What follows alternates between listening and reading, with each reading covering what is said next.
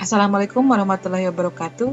Kali ini saya akan menyampaikan refleksi hasil belajar saya pada modul 3 yang terdiri dari aksi nyata pada 3.1, 3.2, dan 3.3. Untuk fakta atau peristiwa ya, yang melatar belakangi aksi nyata 3.1 itu adalah situasi pandemi yang sangat mendung, menggelayut tebal dan mengakibatkan aktivitas pembelajaran. Motivasi belajar murid semakin diperhatikan.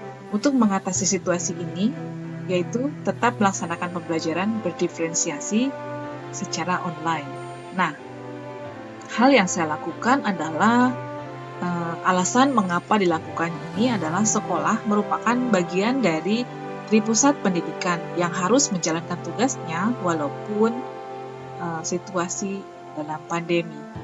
Hasilnya dari pembelajaran online yang saya lakukan menggunakan aplikasi Google Classroom dan dilengkapi video pembelajaran yang terkoneksi dengan link YouTube itu sangat terlaksana dan direspon oleh murid. Kemudian kegiatan ini mendidik murid-murid untuk tetap eksis melakukan pembelajaran secara online melalui bahan ajar yang berbasis proyek. Dengan proses pembelajaran yang berdiferensiasi, saya menggunakan media video, baik itu menggunakan video yang ada bersuara atau dengan tidak bersuara, atau juga dengan gambar, atau juga dengan beberapa visualisasi kepada murid.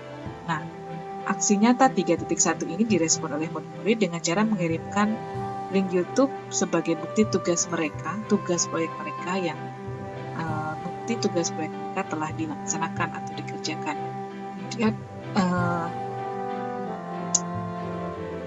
aksi nyata 3.2 latar belakangnya adalah situasi yang dihadapi, yaitu bagaimana murid dapat berinovasi menghasilkan produk dari pemahaman suatu konsep IPA dalam proses pembelajaran online. Nah, untuk mengatasi hal ini adalah dengan cara menyusun prakarsa perubahan dengan kerangka bagja. Selanjutnya, alasan mengapa aksi nyata 3.2 ini dilakukan adalah untuk menciptakan lingkungan pembelajaran yang mengembangkan daya inovasi murid. Perlu langkah strategis dalam pengelolaan sumber daya dan kekuatan sekolah. Nah, yang dilakukan adalah mempraktikkan pengetahuan dan keterampilan tentang pengelolaan sumber daya yang memanfaatkan pendekatan pengembangan komunitas berbasis aset. Aksi nyata 3.2 ini direspon oleh kepala sekolah, PKS kurikulum, dan PKS sarana prasarana dengan cara diskusi dan mendokumentasikan aset dan memberikan beberapa aset sekolah secara garis besarnya. Kemudian latar belakang pada aksi nyata 3.3, situasi yang dihadapi adalah mengelola program yang berdampak pada murid di masa pandemi. Nah, untuk mengatasi situasi ini adalah dengan sosialisasi program berdampak pada murid, yaitu program yang membentuk kepemimpinan murid diawali dengan pemetaan aset, kerangka bagja, dan pengambilan keputusan sebagai pemimpin pembelajaran. Nah, alasan dilakukan aksi nyata 3.3 ini adalah dalam program berdampak pada murid, kepemimpinan murid melalui suara, pilihan, dan kepemilikan murid dieksplorasi secara mendalam. Jadi di sini murid menjadi kendali atas proses pembelajarannya sendiri. Nah, selanjutnya yang dilakukan di sini adalah saya menyusun program Cepetang Menempe yang merupakan bagian dari program jangka pendek ekstrakurikuler Science Edupreneurship dengan target profil pelajaran Pancasilanya adalah mengembangkan daya kreatif pada murid. Hasilnya, murid antusias membuat modifikasi tempe bukan berbahan dasar kacang kedelai yang memang pada saat ini sedang mengalami penurunan produksi dan akibat sulitnya dan mahalnya harga kedelai di Indonesia. Dan murid ini membuat dari bahan-bahan selain tempe, yaitu tempe dari kacang hijau, kacang tanah, kacang merah, dan bahkan ada yang membuat dari jagung, dan itu berhasil. Dan juga membuat kreasi makanan dari tempe tersebut, dan ada murid yang membuat dari tempe tersebut dapat membuat cookies tempe dan coklat tempe. Nah, selanjutnya perasaan yang saya alami ketika atau setelah menjalankan ketiga aksi nyata ini adalah bangga. Karena selama prosesnya saya dapat mengikuti pembelajaran dan arahan dari para instruktur, fasilitator, juga pengajar praktik yang selalu mendampingi proses belajar saya pada modul 3 ini. Nah, banyak ilmu yang diperoleh walaupun pembelajaran melalui online berbasis learning management system. Nah, juga merasa terbantu oleh rekan-rekan calon guru penggerak lain yang bersama-sama belajar menggali ilmu dari pendidikan ini.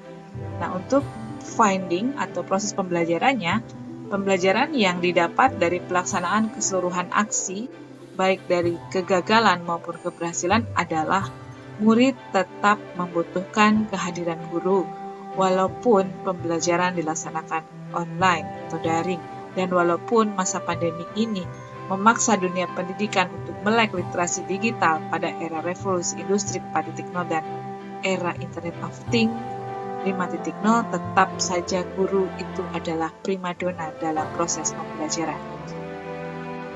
Nah, dukungan sekolah dan pemegang kebijakan serta orang tua sangat penting sekali untuk menumbuhkan kolaborasi dalam tercapainya sasaran dan tujuan pendidikan.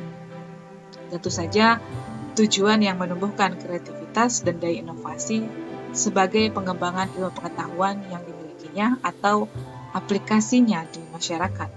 Karena sekolah bertujuan tidak hanya mengajarkan dan mendidik murid sebagai makhluk individu, tetapi sebagai makhluk sosial juga, yang kemudian nanti akan hidup di tengah-tengah masyarakat. Oleh karena itu, pelibatan dukungan, pemetaan, dan pemikiran berbasis aset perlu dilakukan agar kepemimpinan murid melalui suara, pilihan, dan kepemilikan dalam diri murid terbentuk dengan cara menyusun atau merencanakan, melakukan, dan menerapkan pengelolaan program sekolah yang berdampak pada murid demi pembentukan profil pelajar Pancasila yang akan menjadi identitas generasi muda Indonesia. Nah, future untuk perbaikannya, rencana perbaikan untuk pelaksanaan program di masa yang akan datang adalah untuk mewujudkan program yang berdampak pada murid dengan program yang menumbuhkan daya inovasi murid dengan memiliki keterampilan abad 21. Dari program Capitang Menempa ini diperlukan monitoring dan evaluasi program yang terjadwal serta komitmen dan tanggung jawab semua pihak warga sekolah dalam melaksanakan perannya. Misalnya monitoring dari kepala sekolah dan dari modal finansial, melakukan kerjasama atau kolaborasi Corporate Social Responsibility atau CSR atau pihak industri di luar sekolah agar karya inovasi murid itu dapat disosialisasikan dan diakui oleh masyarakat. Demikian presentasi dari hasil refleksi saya tentang modul 3 ini. Semoga bermanfaat. Terima kasih atas perhatiannya. Assalamualaikum warahmatullahi wabarakatuh.